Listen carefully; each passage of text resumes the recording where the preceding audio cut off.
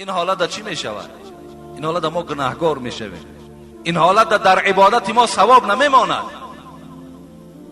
ما را خطاب دارد، حضرت فهمانیده ایستاده است چون ولا تسرفو همه خوانی، تو آیتی ولا تسرفو را نمی خوانی. خدا در قرآن چی گفت؟ کلوا واشربوا ولا تسرفو، بخورید بنوشید لیکن اسراف نکنید.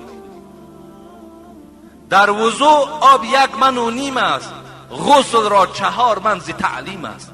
صاحب 4 کتاب میگوید ببین حتی همین آب طهارت در اسلام چینک دارد. این امروز ما و شما 1 سطیل میگیریم طهارت میکنیم، لیکن حضرت میگوید 1.5 من قطی. شما میتونید که با 1.5 لیتر باید که چیکار کنید؟ طهارت کنید. یا گویم با 4 لیتر آب شما باید غسل کنید. این مقصد من این نیست که شما مثال با همین 4 لیتر غسل کنید. مقصد صاحبای کتاب ببین، مقصد دین اسلام ببین که همه چیز باید چینک داشته باشد، هر یک چیز باید اندازه داشته باشد. کفا بالمرء اسما ان یضیع من یقود. حبیب خدا گفت برای دوزخی شدن تو، برای عاصی و گناهکار شدن تو در پیش خدا اینقدر عمل تو بس است که پولی که برای احتیاج خانه داشتی و یا در راه نادرست صرف کردی. پول من در راه نادرست صرف شد، آمد مردم خورد و رفت، معرکه های نادرست، معرکه های بیجا، معرکه هایی که از قرآن و حدیث بیرون، تا جای ما ثواب گیریم در پاداشش ما جزای بد میگیریم. ما از نزد خدا هیچ وقت مکافات نمیگیریم، زیرا که ما علیه قرآن و حدیث مبارزه برده ایستاده ایم. خدا در قرآن لقد کان لکم فی رسول الله اسوة حسنه، شما برای شما ای مردم مسلمان زندگی پیغمبرتان درس است گفت خداوند. آیا حبیب خدا پنجشنبگی کردند؟ جمعگی و دوشنبگی کردند؟ آیا کنی در کدام کتاب خبرش آمد؟ آیا دختر پیغمبری خدا در نزد حبیب خدا جان دادند؟ آیا برای دخترش پیغمبری خدا 3 بیگه و 7 و 40 کردند؟ نکردند. پس مادام نکرده باشند، حیات پیغمبر، عمل پیغمبر برای امتاش باید درس باشد. خدا در قرآن و ما اتاکم الرسول فخذوه و ما نهاکم عنه فانتهوا، آن چیزی که محمد آورد بگیرید، از آن چیزی که من تون کرد باز ایستید. چرا باز نمیستید؟ اینها را حبیب خدا نیاورد، اینها را ما خودمان، اینا را دشمنای ما و شما در بین ما و شما پرتافتند تا که اقتصاد ما و شما را شکنند. میگویند که دامله ها رفته در جمعگی ها اشتراک میکنند، بعضی هاش میگوید که حتی پول میگیرند. من تا حال از هیچ اخبارات ندارم که کدام داملا شما را گفته باشد که من فلان ختم یا فلان معرکه تو دا می آیم فلان قدر مقدار مرا پول ده. هیچ کدامش نمیگوید.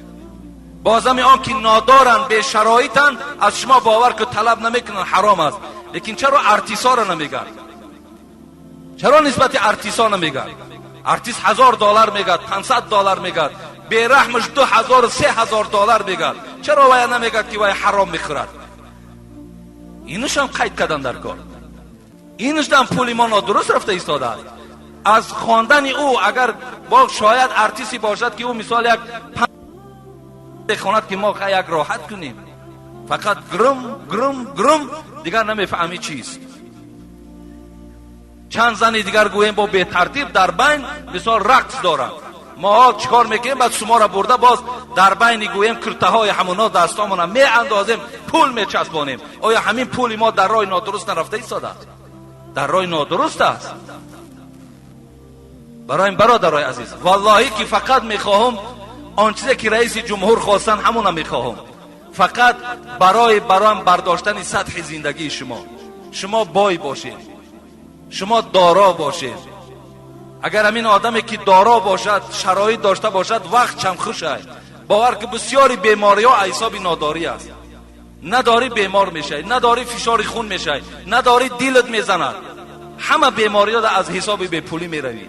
او شاعر خدا رحمت کنند میگوید مرد اگر نادار گردد غیرتش کم میشود. ببین همین مردک که نداشته باشد، بی پول باشد، تماما غیرت ندارد میگه. حالا که مردک با غیرت است کو مرد قوت همه عذاب دارد، نه که پول که ندارد میان او را غیرت او را به پولی شکسته است. مرد اگر نادار گردد غیرتش کم می شود، آب روی او بریزد همچو خاکستر شود. از به پولی در آب روش می ریزد، در پیش یار رفیقش قدر ندارد، حتی در پیش پدر مادرش به پول باور که قدر نداره. امروز بچه پولدار دوست می‌داره، بچه به پول دوست نمی‌داره. بچه درآمدناک اگرچه به خدا هم که باشد با او تکیه داره، بچه مثال به پول که فراست و مثال عقل داره او را دوست نمی‌داره. برای چی؟ به خاطر وای پول داره، پولدار است. این پولداری تا چه حد آورد ما و شما را رسانید که پولدار همه دوست می‌داره. حتی خداوند میخواهد شما پولدار باشید، حتی حبیبش میخواهد شما پولدار باشید. هیچ وقت اسلام نمیخواهد که شما کم بغل باشید. اسلام هم طرفدار است. اگر اسلام طرفدار کم بغلی میشد شما را نمیگفت که لباس زیبا پوش، مرکبهای زیبا داد، نشین شهرهاتون با شکوه کنید، خانه هاتون خوشروی کنید، نمیگفتند. مکن اسراف ما ایمت جانی، چون ولا تصرفو همه خانی یا همه دانی. حضرت میگوید همین آب مفته، این همین چراغ هایی که الحال اینا در مسجد گریان هستند، این همین کسی گریان کرده است، این همین در زامین های، این همین در گریان کردگی این همین آدم گناهگار است. زیرا الحال ما به همین چراغ احتیاج نداریم. در خاندان مانم، همراه خاموشش که برادر عزیز، در خاندان مانم اگر ما چراغ ها را بیهوده صرف کنیم، اگر گاز و آب و دیگر را بیهوده صرف کنیم،